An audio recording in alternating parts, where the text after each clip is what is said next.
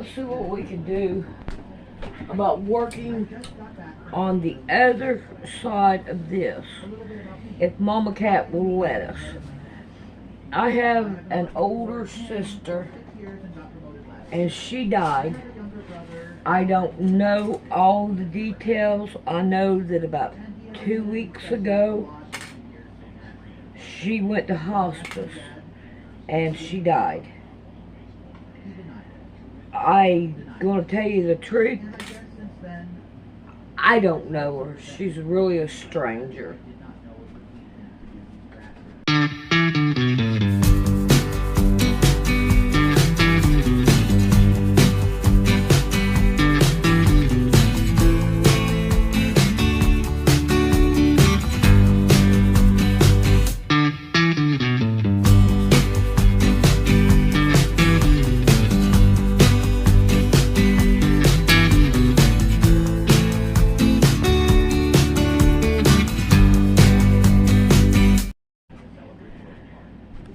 There's Mama Cat. There's 6 of us all together. 3 boys and 3 girls. The middle boy, which his name is William, and he died years ago. But now my sister that I'm talking about now, she disowned the family years ago. She asked me to send her a couple quilts, and I did. But when we were young, she wasn't that great of a sister. She's one of them girls that says, either you whip me or I'm gonna hurt one of the kids. That's what she done. And my dad one time asked for some water. So I went up to get her some water, or get him some water. And we always got mason jars. You know how hillbillies are. We like a mason jars to drink out of. Well, she fixed it and put a rubber band around it that had hair all over it. I got my butt whooped over that. And I told him I didn't do it, Darnell did. But I still got my butt whooped over it. But I don't really know her. And that's about all I can say about that. I can't be sad over it because I don't know her. And I guess you understand what I'm trying to say. There's nothing I can do about it. But what did I do with that? Okay, there it is. But just go on with life, I reckon. Oh, come on. Come on. Uh-oh, let's see something I can get fixed here. We got a bubble right here. I'm not going to like that. Let's see if I can't scoot it on down. Alright, come on.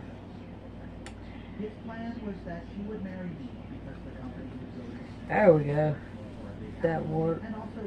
Alright, let's go see what we can do about sewing down this way. And then I have this side that I gotta work on.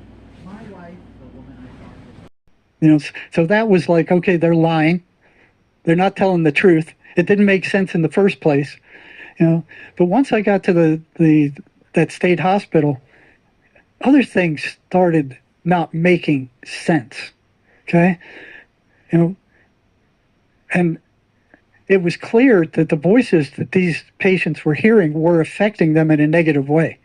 If they're listening to these things, they got into trouble, they got into fights, they got into arguments, they would break the rules, they would do all kinds of stupid, crazy stuff.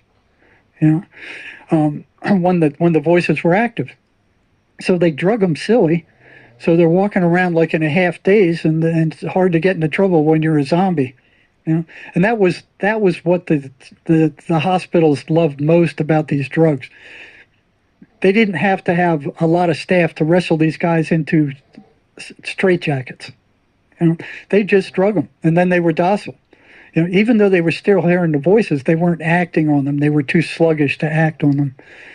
So I'd start asking, staff who'd worked there for decades before I got there, well, what are the voices? Well, they're hallucinations. Virtually every single one of them, they're hallucinations. Well, what are they telling these patients? Well, I don't know. They're hallucinations.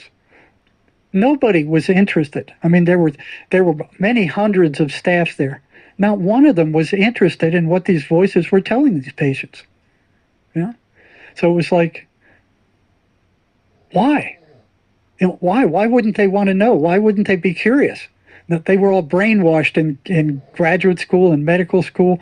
They're hallucinations. That's it. Believe us. We're the authors. We're the professors. We're the psychiatrists. Not one of them has ever done a study on the voices. Not one. It reminded me of the Egyptian priests of old. The voices are hallucinations because we say so, and we're psychiatrists, or we're professors, or we're whatever we are, not having looked into it at all. Yeah. Not only that, they didn't want you looking into it, because there were twice I was caught asking patients at the state hospital what their voices were telling them. One of the patients got upset, or I should say the voices got upset that it was prying into their territory, and they had the patient go complain to the psychiatrist, and told the psychiatrist, "Hey man, this guy's asking about my voices and he's upsetting me. I don't like it." Next thing I knew, the next morning I was in front of that psychiatrist on the red carpet being told, the voices are hallucinations. You will not ask these patients about them anymore, because what you're doing is reinforcing their hallucinations and making them worse. And I'm looking at this guy like, but you can't say anything to them because they're so arrogant. It's incredible. They're like little gods out there. So he was full of it. I knew it, but you couldn't talk back to him. So both times that I was caught by psychiatry trying to figure out what these voices were telling these people, I got in trouble and I was threatened. Okay, so they don't even want you going there. They don't want you asking any questions. So the next thing I knew from asking them, there was a pattern that appeared. And this pattern was the voices were consistently and persistently negative. So if they're a hallucination, you would think, okay, they'll be positive sometime, they'll be negative sometime, they'll be in between sometime. They'll run the gamut, just like hallucinations do. They're all over the place. You can't predict what a hallucination is going to do or what they're going to say in a hallucination. It's random. No, this pattern started appearing. The more I asked these patients, what are these voices like? What are they saying? It came out that they were consistently and persistently negative. They never said anything neutral. They never said anything good. It was always negative stuff, and it was stuff that would incite negative emotion. It would upset them. Okay, and I'm thinking, okay, well, what is it that holds these voices on such a negative trajectory? Why aren't they random like other hallucinations? That didn't make any sense. So, here's this abnormality that pops up that just didn't make sense in terms of what the establishment was saying. The second one I found was they said schizophrenia is due to a chemical imbalance in the brain of the patient, and that causes the hallucinations. But one thing I noticed that was very odd was that if it's a chemical imbalance of the brain, you would think they would have some way to measure what chemicals were out of balance or by how much. You need a baseline. If it's an imbalance, what's the baseline? What do you do to balance it up again? It was years I was there, and I never, ever noticed a psychiatrist give any kind of lab work, clinical test, blood work, EKG, EEG, nothing. They gave no kind of objective test to determine what chemicals were in the brain of the patient were out of balance or by how much. Never. And I would watch them, how they operate. I'd be sitting next to them with my client, and they'd evaluate them. They'd make their diagnosis, and then they just kind of, okay, we're going to start you on this. Totally subjective. There wasn't any objective factor to it at all. It was all subjective. So one day I asked one of the psychiatrists, I said, well, if this is a chemical brain imbalance, I don't see you guys giving any kind of test to determine what's out of balance or by how much. How do you know what's out of balance? They say, oh, we don't worry about it. The drug companies tell us. And I'm like, yeah, that's what I did. I went, oh my God, that's like letting the fox in the hen house. It's like, I couldn't believe it. But that's how they were operating. Turns out they have no objective test to determine anything about what the chemical imbalance of the brain is. They don't even know what the chemical balance of the brain should be. It was made up by Eli Lilly back in the 70s when they came out with Prozac to try to explain why their drug worked. It was a complete fabrication. It was a total lie, but Lilly ran with it anyway. And they're still advertising this same garbage, even though it's been disproven over and over and over and over again. I pulled up an article not long ago from one of these big, fancy hospitals saying, oh, it is believed that schizophrenia is caused by a chemical imbalance of the brain. Or it's suspected. So they're still pushing that, even though they know it's a lie. So that was the second big fallacy I saw. They didn't know what the chemical imbalance was. They didn't know what was out of balance. They didn't even know what the chemical balance of the brain should be. Right? So I kept. I had to be careful at the state hospital because the psychiatrists, they didn't like me asking questions about the voices, so I had to kind of stay under the radar, which really interfered with things because I couldn't ask too many questions. I had to be careful not to upset these guys with my questions. And I always had to be careful. The other thing I saw at the state hospital was psychiatrists were being beat up by schizophrenics at a rate far in excess of attacks on any other staff except for attendant staff that were with them 24 hours a day. And I was wondering, because back then there was no internet, so we had the food factory, this big building that prepared food for this entire giant hospital complex. So the staff would meet there every day for lunch, and that's where all the the grapevine was. And time after time it would be, hey, this psychiatrist got beat up in this unit, and this other psychiatrist got beat up by a schizophrenic in this unit. And after a while it was like, well, these guys were only spending like 15, 20 minutes a month with these people. I'm like, what are they saying to them in 20 minutes that they're pissing them off enough to get beat up? What's going on there?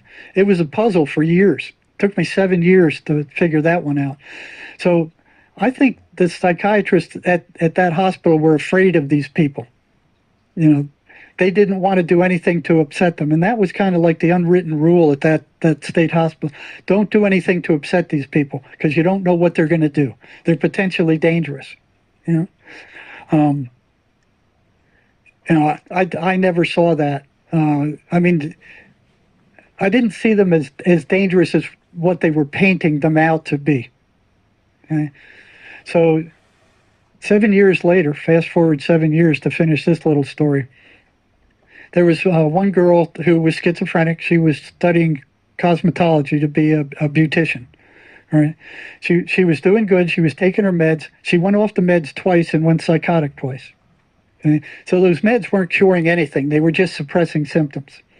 Right?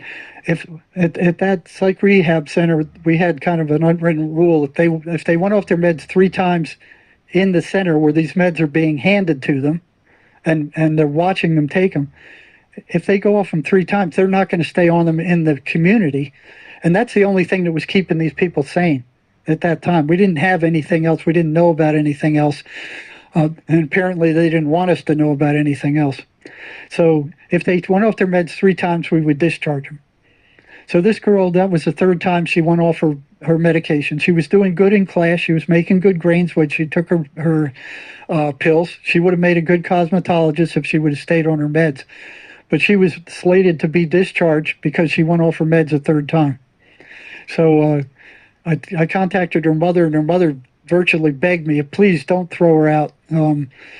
I can't deal with her here. I'll come up there and we'll talk to her and find out why she went off her meds, and I'll work with you. So I said, okay, all right, come on up. So one Friday she came up. She was in my office, called the client in, and both of us are sitting there going, why did you go off your meds again? You knew if you went off them another time, you would be discharged from the program. Why did you do it? She goes, you won't believe me. I said, I heard some really strange stories since I've been here. Trust me. I don't think you could tell me anything that's going to shock me. And she goes, well, okay. She said, the voices were telling me that the psychiatrist was poisoning me, and they were pointing to the side effects of the medications as proof that I was being poisoned. And those side effects are horrible. They're awful. There's pages of them. All these negative side effects. So it looked real to her, and in fact, she was being poisoned because these drugs are toxic. What they found was with autopsies from people from state hospitals that were on long-term meds like this, when they did the autopsy, they saw that their brains were shrunk like walnuts.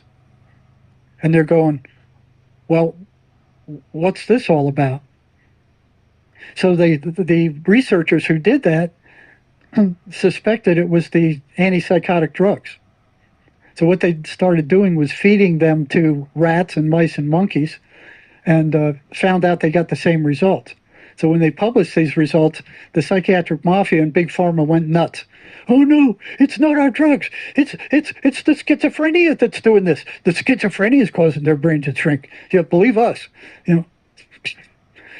They had the proof. Those drugs are toxic. They shrink the brain like a walnut. They destroy the peripheral nervous system. Okay? So they are slowly destroying the nervous system on these people with these drugs. Okay? And I don't even know if they're even aware of it.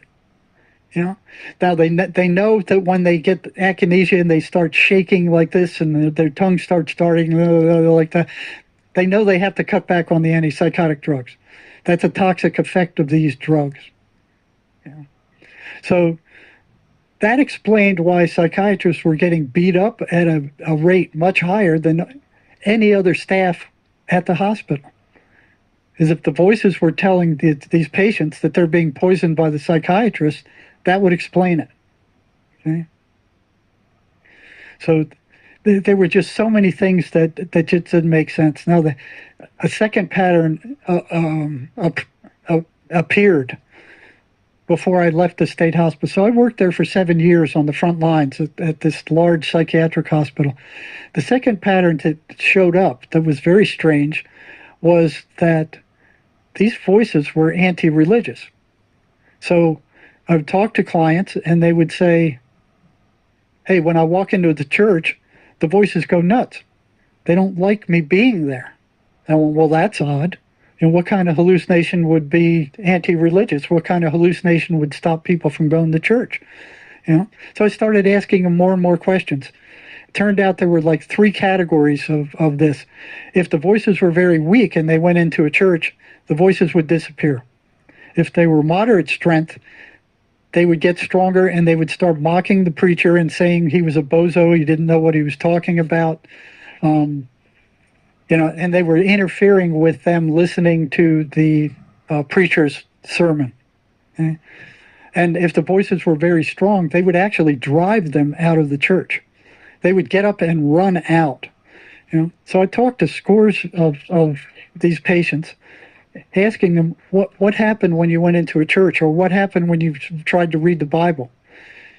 And one thing that was interesting with the Bible is the voices didn't like them reading the Bible. They would say, "Oh, this is a bunch of crap. It's ancient stuff. It's ancient history."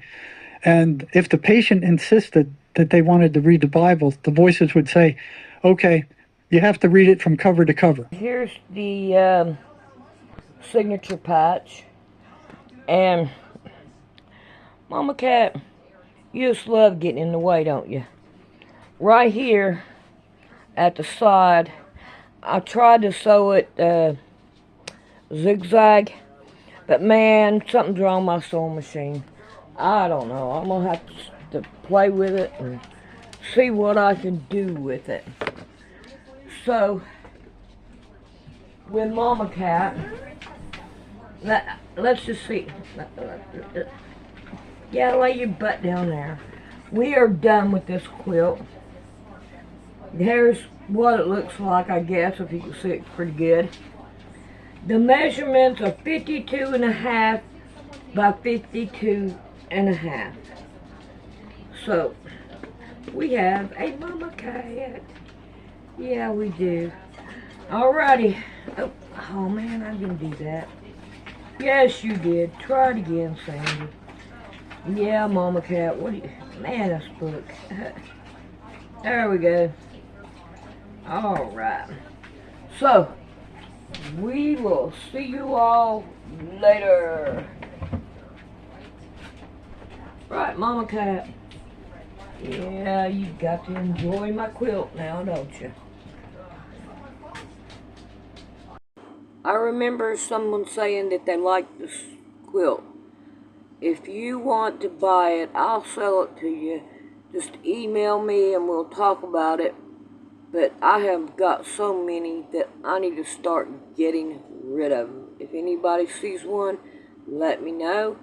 And we can come up with something to get rid of them.